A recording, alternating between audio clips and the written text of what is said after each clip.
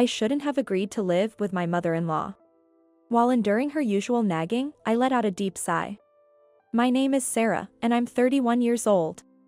I married my husband, Chris, who is 28, 3 years ago. Although we encountered minor issues at the beginning of our life together, we managed to work things out, just the two of us. A year after our marriage, Chris's father passed away. Feeling that we couldn't leave his disheartened mother alone, Chris suggested we start living with her at his parents' house. Little did we know that my mother-in-law would turn out to have such a terrible personality. It would have been bearable if it were just her nagging, but what she spouts are outright personal attacks. And they are completely baseless too. You're always holed up in your room playing on the computer, do some work for once, you freeloader. I can hear her snide voice from the hallway. She came to scold me right after breakfast. And to think, I was the one who prepared that breakfast. I have to hold back the urge to retort. For today, at least. After you finish breakfast, I was planning to clean up. Besides, I'm not playing on the computer. I'm working. You always have an excuse. You think I'm dumb just because I don't understand computers, don't you? It's not an excuse. Nowadays, people work all day on computers. I leverage my certified public accountant credentials to work from home. Although I worked in a senior's office for a while after getting a job, now I take on work individually. Since most of the work can be done at home on the computer, I'm dedicated to working from home to balance it with household chores. Even after explaining this to my mother-in-law, she dismissed it with a, "You're just doing piecework, aren't you?" It seems she believes my work can only be part-time or piecework at home. Is it because she can't keep up with modern times that she resorts to baseless sarcasm? Or perhaps because she just wants material for her harassment on me? Probably both. Anyway, I intend to work actively all my life, and it's clear we just don't see eye to eye. Despite my mother-in-law's prejudice, I've managed to balance my work and household duties. I wake up early in the morning to prepare breakfast and lunch for 3. For dinner, I lay out a menu focused on vegetables and light flavors, paying attention to health. And I don't skimp on cleaning either. It seems my approach has had the opposite effect on my mother-in-law. She has stopped doing any household chores herself, constantly complaining about me instead. She spends her days watching TV or occasionally going out for coffee with friends, leading a carefree life. And yet, she has the nerve to call me, a person with high social esteem, a freeloader. I'd like to throw her words right back at her. One day, while feeling frustrated, I was shocked to see the credit card bill that arrived in the mail. What's this? A suit for $1,500, a bag for $2,000. I don't remember buying anything so expensive. Upon closer inspection, the purchases were made with my husband's card. I immediately asked him about it. "Hey, did you buy a suit and a bag?" "You got me." "Yeah, I did." "Needed them for work."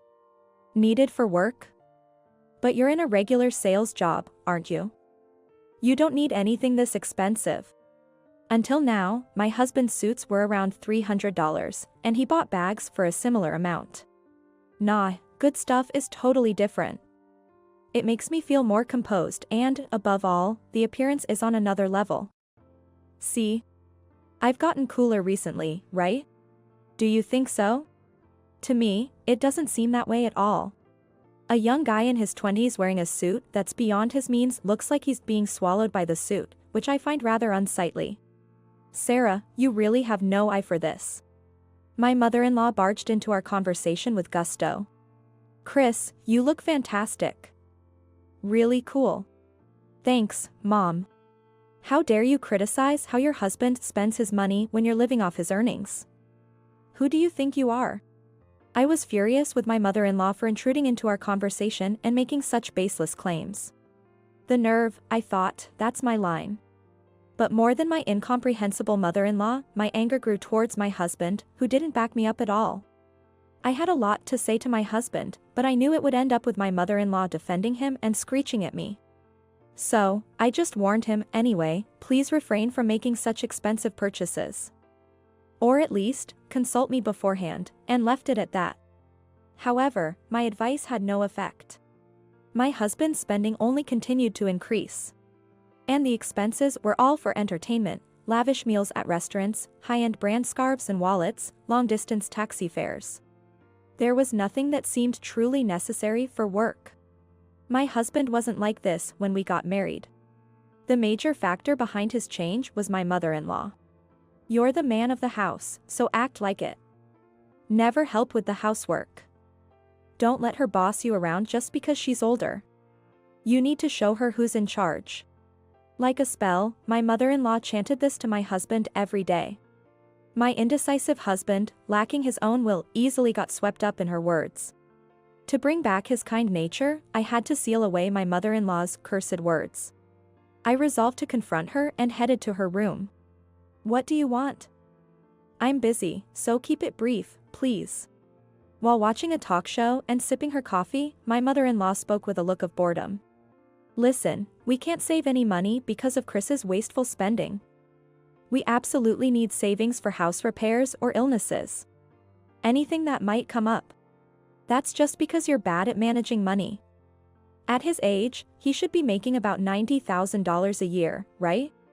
You're off by an order of magnitude.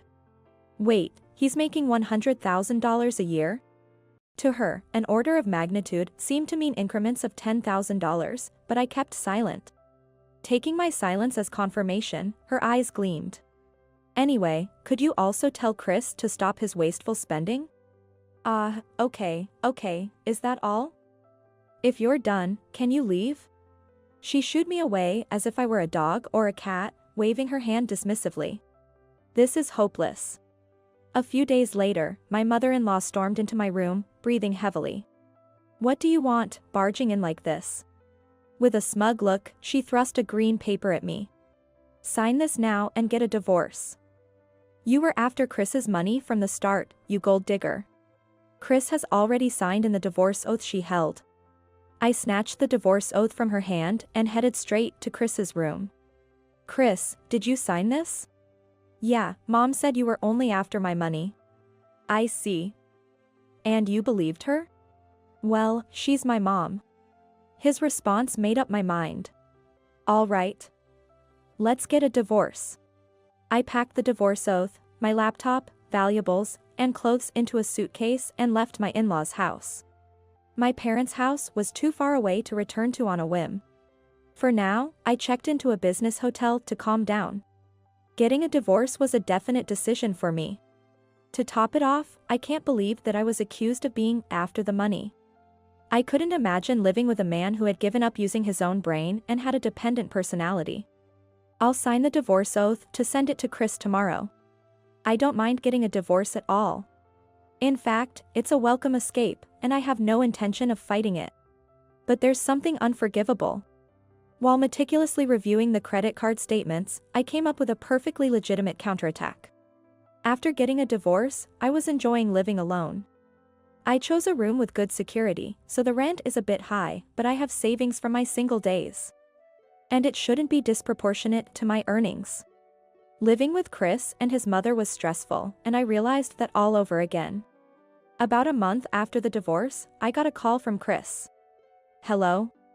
Sarah, please, listen to me. What do you want? I told you in the email that you could dispose of anything I left behind. It's not about that, it's serious. My card's been blocked. I snorted. What does he mean on my card, this blacklisted guy? Of course, it's blocked. You were just an additional cardholder, not the main. It's obvious that it would be blocked once I, the primary cardholder, cancelled it. What?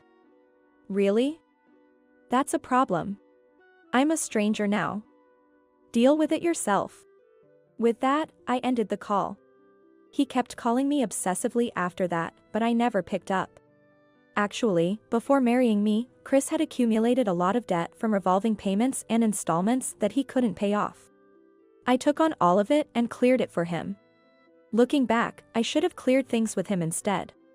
Well, there's no use looking back now. Due to the delays, his credit information must be damaged, and he probably can't get a card in his own name. Anyway, it's none of my business or responsibility anymore. A few days after Chris's incessant calls, there was someone waiting in front of my apartment. It was my former mother-in-law. She had followed me after spotting me in the city and figured out where I lived. I was impressed by her proactive approach, if nothing else. She clung to me, saying that she wanted to talk, and started making a scene, so I reluctantly moved to a nearby family restaurant with her. "What do you want now?" Sarah, this." In her hand there was my passbook. It was filled out on every page, a completed carryover. Not that I needed it anymore. "This salary, could it be, Sarah?" "Yes. That's the salary I earned from working at home." "You treated it like piecework, but I'm a professional." She didn't respond. Her hands trembled as she clutched my passbook. To think the one earning $100,000 a year wasn't Chris. That good-for-nothing could never earn that much. "You were too naive about the world." I said it clearly. My former mother-in-law's delusional mind had convinced her that it was her son, not me, who was earning $100,000 a year. Chris's earnings were about a tenth of mine just before our divorce. Chris was in a sales position with a low base salary but high commissions. The salary system was based on sales performance, but that carefree man was content just to receive his base salary. He was relying on my income for our livelihood. No, he probably didn't even have the strategy to rely on me.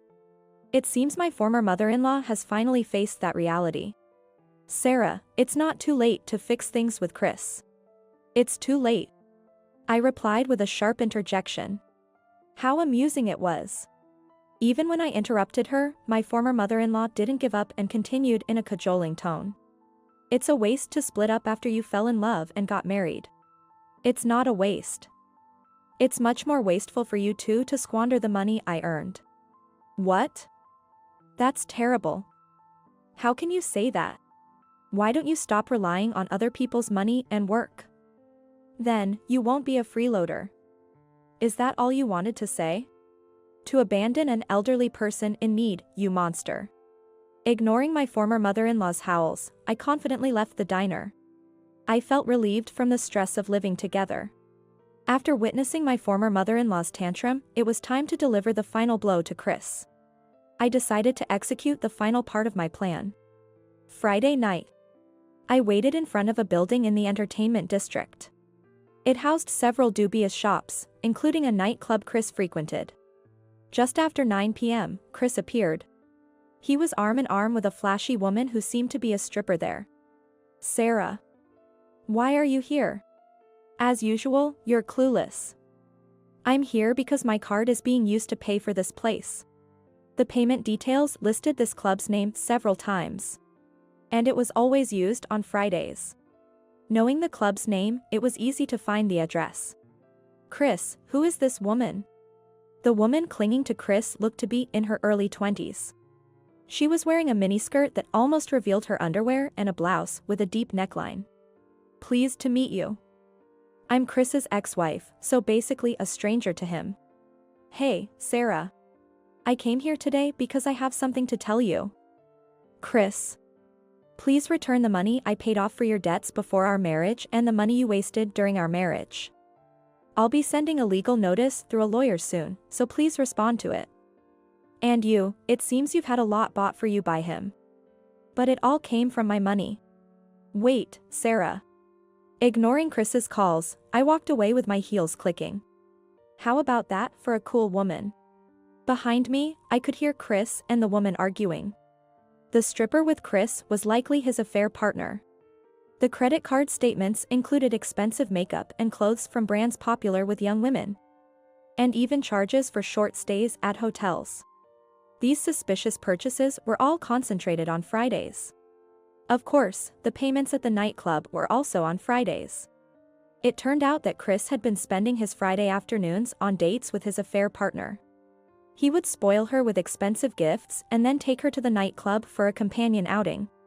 I decided to deal the final blow directly to Chris after seeing this pattern in the statements. I wasn't sure what the affair partner would do once she knew about Chris's financial situation, but I could guess it wouldn't end well. Afterward, as I declared, I sent a legal notice through a lawyer demanding repayment of the money. When it reached Chris and his mother, they came to the lawyer's office. They begged for help, saying, "You're supposed to help people in trouble, right? When the lawyer, Michael, asked about their situation, he learned that their house was filled with collection notices. Credit card bills, utilities, and even taxes. Chris's meager salary couldn't cover them. His mother had also almost no savings. Moreover, Chris's affair partner had demanded a large sum, claiming, "I didn't know he was married. I was deceived. Pay me compensation. We can't afford to pay for Sarah's credit card bills right now. We need a way to write off this debt," they said. But they were consulting the wrong person. After all, they were speaking to my lawyer, who represents the opposing side. If you have a house, why don't you sell it and use the proceeds for repayment and compensation? Michael suggested, then firmly added. If you decide not to repay Sarah, of course, it will lead to a lawsuit. Hearing this, Chris and his mother left with their shoulders slumped. Later, they contacted Michael, saying they would sell the house to repay the debt and asked for some time. That was to be expected, they had no other choice. It took some time, but I got back the money Chris had squandered. Given the ordeal I went through, it would be justified to demand not only this repayment but also compensation for my distress. Considering I'm letting them off with just the credit card bills, they should be grateful. I also made them sign a document promising not to approach me. They will never appear in front of me again. Ah, what a relief. Alone in my comfortable apartment, I laughed out loud. Now, about Chris and his mother settled their debts by selling their house. Afterwards, they reportedly rented a room in a rundown apartment nearby. I've passed by that apartment, it's covered in ivy, with peeling paint, looking at least 50 years old. That must have been what they could afford with Chris's salary and his mother's pension. Far from learning his lesson, Chris became even less motivated and was eventually fired. Then, without looking for another job, he spent his days drinking at home. Eventually, he fell down the apartment stairs while drunk and was taken to the hospital by ambulance. While busy caring for hospitalized Chris and figuring out how to pay for his hospital bills, his mother ended up bedridden with a severe back problem. Because she became immobile, her dementia progressed, and she became unable to live alone. She's now waiting for a place in a cheap facility. I got a call from a relative of Chris, who informed me about their dire situation without me even asking. They even asked if I had any intentions of reconciling with Chris for their sake, but my answer was, of course no. The relative must have anticipated my response because I haven't received any more calls since then. 2 years have passed since the whole ordeal and I've moved again. This time, I'm not living alone. I'm living with a partner I plan to spend my life with. After divorcing Chris, I changed my way of working. I moved back to my parents' house and started working full-time at an office within commuting distance. Not just because my former mother-in-law was getting older, but my parents are too, and I wanted to be there to help them if needed. It was at this new job that I met my current husband. A year younger than me, he's dependable, a stark contrast to Chris. Most importantly, he loves and cherishes me. With my previous husband, I couldn't even consider having children because of his unstable income and personality. But with my current husband, I feel we can tackle parenting together. Holding a positive pregnancy test, I can't help but smile, imagining my husband's joyous reaction. This time, I'm determined to build a proper family and seize happiness. You need to leave because John and his wife Emily are coming back for their childbirth. My husband exclaimed loudly. Leave? Me? When I asked for clarification, my husband nodded with a smile. If it weren't for you, things would be smooth. I've always thought so. I really despise people who always argue with their so-called logical reasoning. There are plenty of other women out there. Just because we've been together for a long time doesn't mean we have to stay together forever. It was my husband who made this bold statement. Whatever troubles he may face in the future, it's no longer my concern. He might think he can just sleep it off and forget, but not this time. He should take responsibility for his words. My name is Margaret, and I'm 55 years old. Currently, I live with my husband, Michael, just the two of us. Michael is 60 years old, 5 years my senior. He recently retired. He seemed pleased, saying, "Maybe I'll take it easy from now on and enjoy some fishing as a hobby." Meanwhile, I run a small but successful apparel business, which is doing quite well, thankfully. The reason we can afford an apartment with a bit higher rent is thanks to this business. Michael used to be supportive, but things changed after his retirement. First, his daily routine changed. Now that he's retired and always at home, he has many days with no plans. As a result, he started to lead a more lax lifestyle, with an increase in days spent lounging around. He would stay up late watching TV or sleep past noon. If it's occasionally, that's fine. But when it continues for several days, I can't help but become concerned. Even when I suggested, we're not young anymore, maybe we shouldn't disrupt our daily routine so much, he wouldn't listen. Instead, he would snap at me, saying, "I've worked hard all my life, let me do what I want. Don't tell me what to do." Another issue was his boredom. He had few friends to begin with, and his only hobby was fishing alone. After retirement, he seemed to have too much free time. What he started doing was nitpicking my housework. Frankly, housework is not my forte. Due to my busy work schedule, I rely heavily on the latest home appliances. I depend on a cleaning robot for cleaning and electronic cooking devices for meals. But my husband didn't like that. These robots can't possibly clean every nook and cranny. It's more reliable to do it by hand. Saying such things, he forced me to do the mopping. Additionally, there was a time when he complained about the dinner. Stew should be slowly cooked in a pot with high-quality wine. It won't taste good with cheap wine, he argued. Even though he never cared before, he started imposing his preferences on me. At times, he would even say, "Stop looking for easy ways out. You lazy housewife." I would consider his requests if I had the time. But I'm too busy with work to have such leisure time. After all, if he's retired and has free time, he could do it himself. When I pointed this out, he got furious and said, "Just because you're working, don't get too full of yourself." I couldn't help but understand why some people opt for a divorce later in life. Still, I endured, thinking of all the hard work we've put in over the years. But then something happened that made him even more unbearable. That something was the pregnancy of our son's wife. Our only son, John. He and his wife, Emily, announced that she was pregnant. Actually, John and I are not blood related. He is Michael's child from a previous marriage.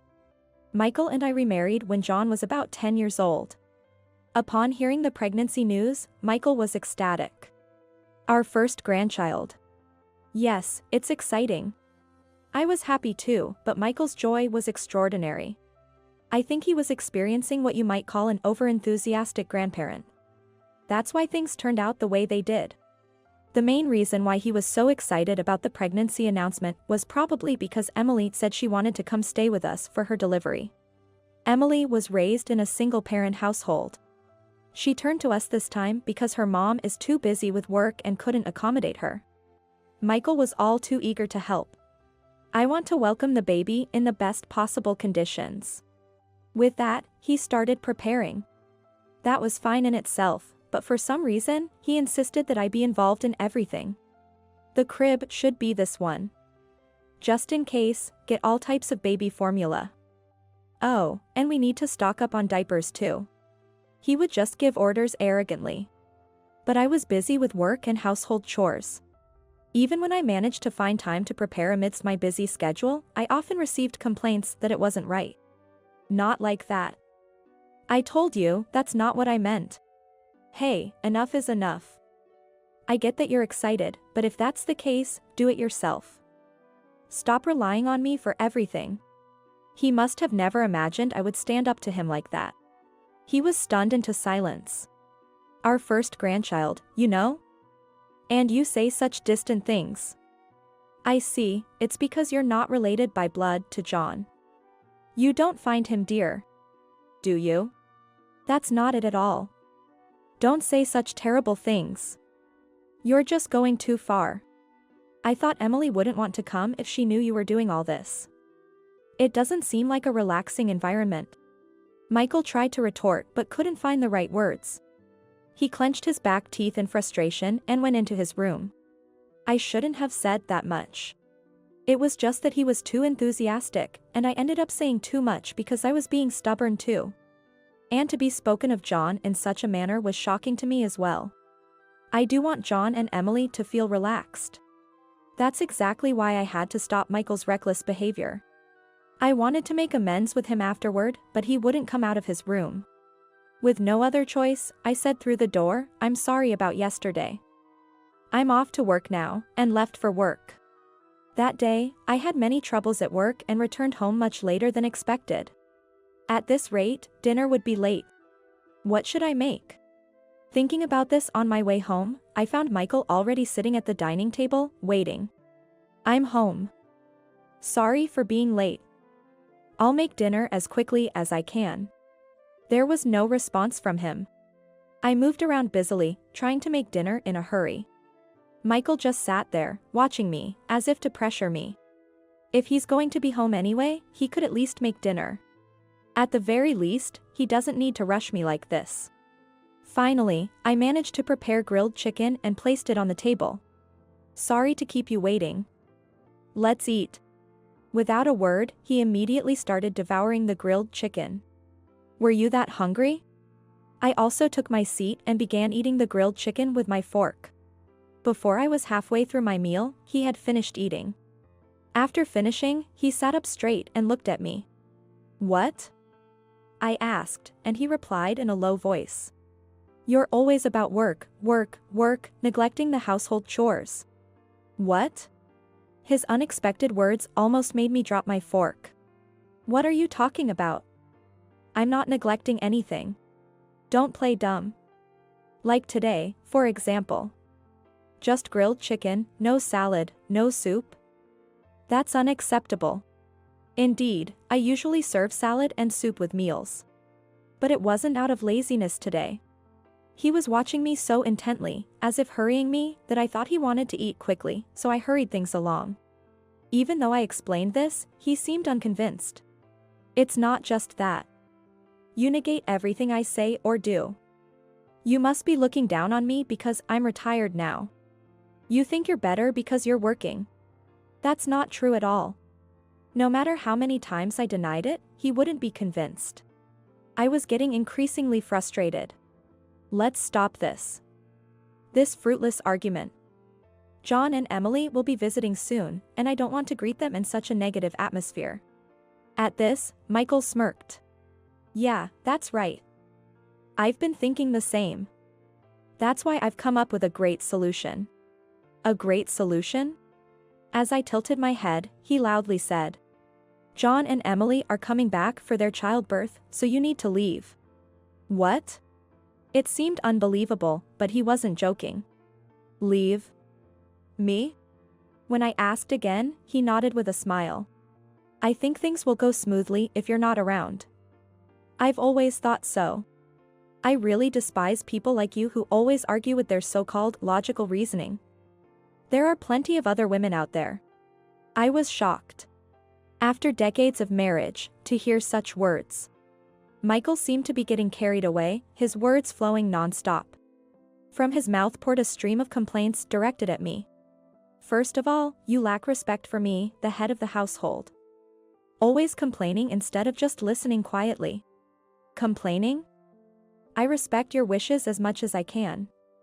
But it's you who keeps making unreasonable demands. Besides..." Shut up, shut up. I hate the way you talk. So arrogant, talking down to me. Just be quiet and leave. I don't even want to see your face." Michael slammed the table with force. At this point, it was clear that nothing I said would make a difference. I simply said, "Understood," and returned to my room. The next morning, I immediately called a moving company. After being treated that way, I wasn't going to stay any longer than necessary. Luckily, it wasn't the peak moving season, so I was able to get an estimate and book the movers without any trouble. All I wanted now was to complete everything while he was away. But he was almost always at home, so what to do? As I worried, it seemed like divine intervention occurred. "I'll be going out for a bit from tomorrow." He is the type who thinks everything resets after a night's sleep. So, he spoke to me quite normally. Apparently, he was invited by his fishing buddies for an overnight trip. This was my chance. There was a slight awkwardness between us. Perhaps this time, even he realized he had gone too far. Yet, there was no apology from him. Perhaps he was hoping to pretend yesterday's outburst never happened. He's always been like that. Until now, I've been the bigger person, turning a blind eye. But after what was said, I can't just let it slide anymore. The moving estimate came quickly. I planned to take all the furniture and appliances with me, but it was less than I expected. The issue was finding a place to move to. But that was resolved smoothly as well. A person named Sophia, whom I knew through work, offered to let me stay at her place. And it was a brand new building, no less. Are you sure about this? I asked again. You have helped me so much, she said, so I decided to accept the offer. I went to see the property right away. It was more than satisfactory, with no issues at all. I then completed the move while Michael was away. Thanks to his tirade, I had no regrets. Perhaps I had grown weary of life with him too. The night after I moved, Michael called. Thinking, here it comes, I took a deep breath before answering the phone. Hello? Margaret. What is this? What's going on? Even from his voice, I could tell he was panicking. I almost laughed but responded calmly. What do you mean? The house, it's empty. What's happened here? Oh. You told me to leave, so I did just that. I took everything, from the latest appliances to my favorite dining table. I just told you to leave, not to take everything from the house. That's crazy. What? It would be crazy to leave them behind. I bought all those things with my own money. You said they weren't necessary and didn't contribute a cent. He fell silent, but after a moment, he managed to say, as if squeezing the words out. Well, it's fine. John and Emily are coming tomorrow. We'll manage without the furniture. Imagine their surprise when they see that room. Good. Then it worked out perfectly. Say hi to John and Emily for me. There was no point in continuing the conversation. I hung up quickly. There was another significant matter, but since he hadn't noticed, I didn't mention it. The next day, John called to say, we're almost there. Didn't he tell you? I've left the house. Really? John seemed surprised but didn't probe further. In fact, I sensed more relief than shock in his voice. Wow, you're not there. We can do whatever we want then. You're not coming back, right? That's right. I always had a feeling, but John probably found me annoying. He didn't like that I didn't coddle him because he was a stepchild.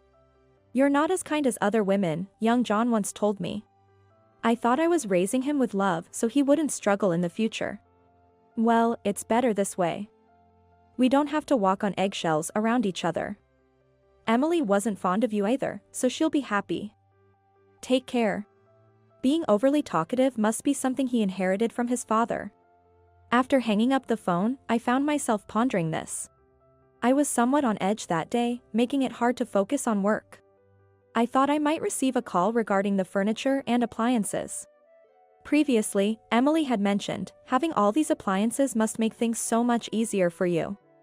I secretly suspected that their return might be motivated by these conveniences. Contrary to my expectations, there were no calls that day. The call finally came at the end of the month. Margaret?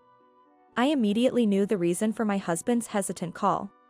But I pretended to be clueless. What? About the rent. Yes. What about it? He probably wanted to ask for the rent due to his pride but couldn't bring himself to say it. The rent for the apartment I lived in with Michael was $1,700. I was the one paying for it all. My retired husband couldn't afford it. He might manage for a while using his retirement fund, but it would eventually run out. He should just come out and say it since he called. But he hemmed and hawed. Finally, I decided to confront him. What? You're not expecting me to pay the rent for an apartment I'm not living in, are you? No. No, I mean, you're the one who told me to leave, remember? And now you're coming back to me for help? His pride wouldn't allow for such a request. As expected, he changed the subject. Margaret, are you okay? Do you have a place to stay? Yes, thanks to the kindness of people around me, I found a place. I'm living comfortably. Saying this would make it impossible for him to ask me to return. Not that I had any intention of going back, just to be clear. Oh, that's good. John and Emily seem lonely. I thought maybe, if you're willing, you could come back? This was something he would never say under normal circumstances. He must be desperate. But I had no intention of returning. Really? But didn't both of them dislike me? No, that's not. Well, it's fine. I have something to discuss with you anyway, so I'll come over. Yes. I needed to have a very important conversation for the sake of my future life. Michael replied brightly, yes. I'll be waiting. Later, I visited the apartment for the first time in a while. It's been a while. Michael had dressed up unnecessarily. Dressing up wouldn't change anything. As we walked into the living room, I saw John and Emily sitting there. They must have realized they couldn't live like that for long. New furniture like a sofa, table, and refrigerator had been set up. John waved casually, while Emily gave me a glare but greeted me nonetheless. The atmosphere was unpleasant. I wanted to get things done and go home quickly. Prompted by Michael, I sat down in a chair. So, what's this about? Grateful that he broached the topic first, I decided to proceed with the conversation. It's about this. I think it's best to handle these matters promptly and properly. Upon seeing what I handed him, his face turned pale instantly. You're planning to divorce me? He was trembling as he looked at the divorce papers I had filled out. Yes. Ever since you told me to leave, I've been planning to do just that. Did you really think I wouldn't take you seriously? Michael fell silent. It was probably spot on. When his emotions flare up, he tends to blurt out whatever is on his mind at that moment. This habit of not thinking about the consequences has reportedly caused him trouble at work multiple times. I don't want to see your face. There are other women out there. What else was it? Anyway, after being showered with every conceivable insult, I couldn't see a future with you anymore. He probably remembers saying those things, even if he didn't think them through. Michael's head remained lowered, sweating profusely. Yeah, I said it. But that wasn't. I mean, it wasn't what I really meant. You can say such things without meaning them? I'm appalled. Well, it doesn't matter to me anymore. I was shocked. I can't do this anymore. That's all. Looking directly at him, our eyes met. He immediately flinched and averted his gaze from mine. Won't you reconsider? We've come so far together. After all we've been through, to be told such things, it's impossible. I can't be with you anymore. As I stated my position firmly, he let out a long sigh. The silence was so intense it was almost painful. Unexpectedly, it was Emily who broke that silence. Excuse me. The one who's being most inconvenienced here is me. Turning towards Emily, I tilted my head, and she glared at me with eyes full of resentment. What do you mean? I thought it would be perfect here, with you around, a clean house, and all the latest appliances. I came here expecting to be fully taken care of. And now, to be caught up in this marital dispute, it's a huge nuisance. Emily let out an even bigger sigh than Michael had earlier. She was angry with me because she had expected a pampered princess life here, but it didn't turn out as she had hoped. It was a complete misunderstanding. If she's unhappy, she can leave, go back to her parents' house, or anywhere else. Her decision to stay here is her own. When I conveyed this, Emily's face turned bright red with anger. What? How dare you speak to me like that? After I went out of my way to come here. I never asked you to come. Emily looked like she was about to scream. Her breaths were heavy and rapid. But that's ridiculous. I told my hopes to Michael, and you have no idea how much I was looking forward to this. And now this, it's too much. Finally, Emily burst into tears. John was beside her, trying to console her. But this made things a bit clearer for me. Michael's excessive enthusiasm for his grandchild was likely fueled by Emily's expectations. Being relied on and flattered probably went to his head, making him act like he was on top of the world. However, that doesn't change anything. Emily was too upset to have a coherent conversation, and Michael was still frozen in place, sweating. Staying here any longer was pointless. There's no use in me staying any longer. I'm going home. We'll settle the divorce through a lawyer. As I stood up, it was John's turn to shout. Running away, you coward. Not taking any responsibility and just stirring things up. I was shocked by the sheer unreasonableness. It was a classic case of blaming the victim. I approached John and stood by his side. Since he was sitting close to Emily, I ended up looking down on him. What do you want? How old do you think you are? What? I'm 35, but... I took a deep breath and glared at John sharply. So? What responsibility do you think I have? To take care of a 35-year-old boy and his wife? Or maybe the responsibility to take care of a 60-year-old dad? John was gaping, at a loss for words. I couldn't stop myself anymore. All of you are adults. Enough is enough. Who's been stirring things up? Despite my best intentions to keep the peace. You've been using me like a stepping stone. You can't expect me to always smile and comply. Hey, calm down, Mom. Don't act like a child now. I had shouted so much that I was out of breath. I took a deep breath to steady myself. At least. John, I've always cared for you. I tried to raise you as my own child. But if that didn't come across, that's my fault. John started to say something but then fell silent. I quickly grabbed my things and left the room hastily. No one followed me out. Afterward, my husband agreed to the divorce quite easily. We decided on no alimony for either side. He said he couldn't afford the apartment's rent and would move out. Michael, who had never done any housework before. Living alone from now on will likely be a significant challenge for him. In a letter passed through the lawyer, written in the familiar handwriting of my ex-husband, it said, "Thank you for everything." He even suggested getting back together, but I firmly refused, and he seemed quite dejected. John and Emily decided to move to Emily's parents' house for their delivery. Emily was reluctant, but John convinced her. After the divorce, John called me once.